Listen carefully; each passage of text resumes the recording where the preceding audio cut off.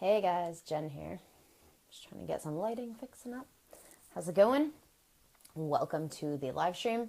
This is Live with Jen B, episode 3, and today we are talking about being creative on demand. So, Wednesday's topic is creative on demand, and let me just kind of explain a little bit more about what that means. So, that is actually a phrase I came up with a while back. I wrote a book called Creative on Command, which basically, in my mind, means being able to use your creativity or access it immediately in an instant whenever you need to at any time, regardless of if it's morning, night, whatever. I consider that being creative on command, which is like you command, I need to be creative right now, and boom, something, comes to you. And the reason I decided to call these creative on demand instead of command was because for some reason, even though that book, has the title creative on command, and I don't know, my lighting is really funky right now. Even though it has the title creative on command, most people read it and say creative on demand, which I think is kind of funny. But so that's why I called the live stream this. But the idea is what I call creative wellness. Okay. So it's like you are only as creative as you are taking care of yourself as a creator. So, I don't know, this is so strange. Maybe I'm getting some weird lighting. I don't know. Hopefully it's not too bad on your side because it's going in and out on my side. But anyway, so the idea of creative wellness is that, and I like to think of it as like, you are the creator of the words you put out there, the stuff that you make, you're the creator. And unlike other things where, you have hobbies where you actually use tools and things like, you might paint and do all this stuff. But even then, like, you are the place and the source of the creative inspiration and of the, the ideas and all of that. So if you're not taking care of yourself, if you are not, actually eating right and moving your body in ways that actually, make you feel really good. And if you're not taking care of that inner self, like, dealing with the limiting beliefs and the BS negative thoughts and stuff like that, if you're just not doing any of that stuff, what ends up happening is that you get yourself stuck or feeling stagnant because you're suddenly like, well, my creative juices suck. Like every time I sit down, I never have ideas, or every time I want to do something, I never know what to do, or I never know what to create, or I never know what to write about. And then this can become this pattern for years and years and years where you never end up doing the stuff you really want to do. And the whole the whole reason that that happens is because you're not actually taking care of yourself, which is a big part of the whole creative wellness thing. So I just believe that we are the product of, the stuff that we eat, the stuff that we do. And so if you're not taking care of yourself, then when you sit down and write, if you're feeling like you're feeling blocked or stuck, or you're feeling like, you just feel tired, or like you have brain fog, like none of that is going to support your creativity. What is having energy, feeling clear, just having that motivation and that inspiration going on. So for me, like, and this is actually something people don't know a lot about me. So some people know about it, but not everybody. But I actually have a certification in health coaching. So this was something I totally never planned to do. It wasn't something I thought, oh, someday I'm going to be a health coach. Like, totally not it at all. But I went to journalism school. I actually have a degree in journalism and PR, and it was a great experience for me. But I realized that, like, that's not always going to get me where I want to go. I may have to learn other stuff. And so in 2010, I believe it was 2010. It was either 2009 or 2010. I can't remember. I'd have to think about it for a second. But basically, I just decided, like, I'd had enough. I was sick of feeling like crap every day. I was sick of just procrastinating all the time because I didn't really feel good and I didn't want to do things.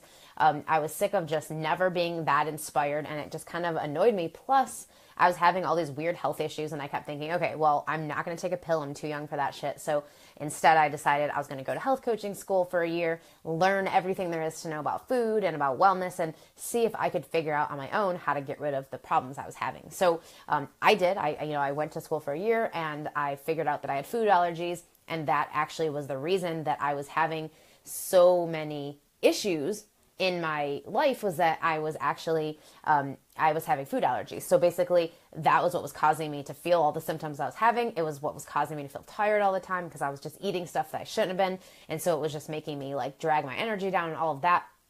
But anyway, so that was what I, did that for, was to help myself. But what I ended up discovering was that by removing the stuff that was causing me to have problems, or just, again, just sort of finding the foods that fit best with my body and the type of body that I have, I actually had clarity. I felt clear again. I didn't feel like I always had like brain fog, and it made my creativity better. So I kind of thought about this thing called creative wellness, which is the idea of like, you have to take care of your creativity just like you take care of anything else. And that also includes taking care of yourself as the creator, because you are the one who's writing the words, who's creating, the books or whatever you're deciding to make. Well, you're the starting point for all of it. So I always say junk food equals junky creative juices. Now, I'm not going to talk about food today, but I may talk about it in another, episode of this. But the thing I want to talk about today, which kind of ties into all of this, is my number one rule for creativity. So, I have a lot of things that I, believe in and all of that, but this one is probably the best as far as improving your creativity goes. Now, I just was sort of introducing you to the whole concept of creative wellness, and something that I'll be talking a lot more about on Wednesdays in the episode for Creative on Command, or Demand rather. So again, the whole idea here is that when you take care of your creativity, you can actually have a creative flow that goes on 24/7. So that's what I call creative on demand. The idea that, you are super creative, and if you take care of yourself and you actually take care of your creativity, what happens is that you just can turn it on like this, like a faucet. It just turns on and you're ready to go, and you never have to be like, what do I write? I'm not inspired. I don't know what to do, because you can just turn it on like that. And that's something that I've been able to cultivate over the years through, improving the way I eat and improving my movement and all of that stuff, but then also doing these other things, which I'm going to talk about today. And that has helped me huge, and just being able to be creative on demand. So now it's like, it doesn't matter what time of day it is. If I'm going to write something, I always know that I'm going to have an idea. Something's going to come to me, and I never worry about it anymore, because I've gotten to the place where I've done enough where the ideas just flow now. And so my number one rule for creating, and this is something that, you kind of have to commit to it because it's sort of a big deal, but it's 4 simple words that could literally change everything for you. So that is create before you consume. And that has totally shifted so much for me in my creative life. So before I started following that rule, so that's one of my mantras now, is create before you consume. I was waking up in the morning. First thing I would do is check Facebook, then I would check email, and then I would get up, I would scroll through the, Facebook news to see what was happening. I would look at People magazine news and look at that stuff. And so by the time I started to sit down and get into my writing time, I was just not wanting to write anymore, because I had all these other stuff in my head, stories that I had just read online, and people talking about this problem and that problem, and bitching about stuff on Facebook, and, or an email that I got that I wasn't happy about, or that was awesome, but now I'm too excited to sit down and do my writing.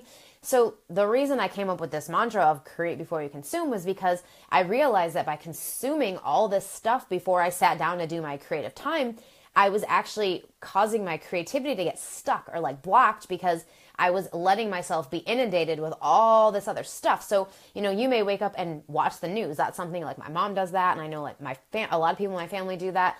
And the whole thing there again is that you're letting yourself be inundated with things that are happening outside yourself. And so it actually removes, that creative aspect, because you're just now so consumed with all the other stuff that's in your head. And so the best way to actually have creative flow and to get right into your sessions and really actually feel I know exactly what to write, I don't have to worry about it, I can just sit down and get this out, is to just allow yourself to not consume anything until you actually sit down and create something. So now in the mornings, I do my mindset work, I write my blog post, I work on my novel or whatever book project I have going on, and I do some fitness stuff. I work on some stuff in my business before I even allow myself to check email, to check Facebook. I never watch the news anymore. I don't read the news anymore. I don't even check out People magazine. I used to love that. That was my guilty pleasure, and I don't even do that anymore, because honestly, I think the best way to just protect your creativity and your inspiration is to not get inundated with all the other shit that's going on in the world and what's going on around you. Now, yeah, of course you have to know what's going on, obviously. So I find out other ways, but I don't let that be the first thing I do every day, because I don't want that to take over my creativity. Because the other thing to think about is that if you are allowing yourself to get inundated with other stuff, if you're actually consuming a lot before you create, what happens is then the ideas and things are no longer just yours. They're kind of coming from other influences that are happening around you. Oh, that story you saw on Facebook. Oh, some other thing someone said here or there. So you're not actually just getting that clarity and that focus of I'm going to write something that just comes from inside me. So that when I started doing my blog posts first thing in the morning and like working on my novels and not looking at my emails and stuff, what I realized was like, I actually felt super creative. And when I would sit down to do my blog post, I would never worry about what am I going to write, because something would always come to me, or it would come to me soon after if I just sat there for a few minutes and just thought, okay, what am I thinking right now? What am I feeling right now? Just kind of like close my eyes and just like feel into what's happening inside me. Like, as far as what I'm thinking or what situation I have going on. And then I would write from that place. So I'm sharing something that's coming completely from inside me, and I'm not letting it be influenced by all this other stuff. Now, if you feel like you're really, really stuck, you could, right before you do your writing session or whatever, you could read something inspirational, like have a book by you that's inspirational, maybe read a couple of passages from it, or, something like that. But honestly, it's better to not even do that. It's better to just sit down and just let it flow, because when you do that, you're going to have so much more creativity, and your creative flow is going to be so much better than if you allow yourself to first consume all these things and then try to sit down and be creative. It's just so much harder. So that is my number one tip for creating creative flow and just getting yourself to a place where your creativity just works better. And it's something you have to practice, because we, as a society, we end up, getting up in the morning and thinking we have to watch the news because that's what our parents did growing up. So we have to watch the news first thing in the morning, and, we have to know what's happening. And I know, because I used to do all that stuff. I used to ride a park and ride bus to work every day because it was easier than driving downtown. And so I would like be on Facebook, I would be checking my emails or doing whatever. And it's like, wait, this is ridiculous. I should be creating something first before I'm spending the time, reading a bunch of other stuff. Nothing wrong with consuming things, but I feel like it just gets in the way of your creativity, and it also sort of blocks you from hearing like the thoughts and the ideas and stuff that you have going on inside, because now you're not only hearing the thoughts you had already, but now you're hearing that, announcer from Facebook, and you're hearing the, news channel commercial thing, and you're hearing all these other things that you just kind of consumed. So again, it's something you have to sort of practice and get better at. Something that's a big challenge for me is the TV, because I have a dog and he barks at every freaking noise. Like every noise he hears, he barks. So in the morning, I get up and I'll usually turn the TV on for him so that he has some noise, so sort of barrier, all the noise that happens in my apartment building and outside and all of that. But the problem is I was getting stuck into it. So I would actually, be making breakfast, and then I would sit down and I'd be watching TV, and it's like, oh shit, like I haven't done my stuff yet. So I had to actually stop doing that. And so now it's like, if I'm going to put something on for the dog, I'll put it on and then immediately come into my writing room and close the door. So I'm not actually consuming the TV, and I'm just getting my writing done. And then after that, I can go check my email. I can go, you can almost use the consumption stuff as a reward for doing the creative work. So it's like, oh, I sat down, I did my blog post, or I wrote my chapter for the day. Now I'm going to allow myself to have some time consuming some content, reading other people's ideas, watching TV, whatever.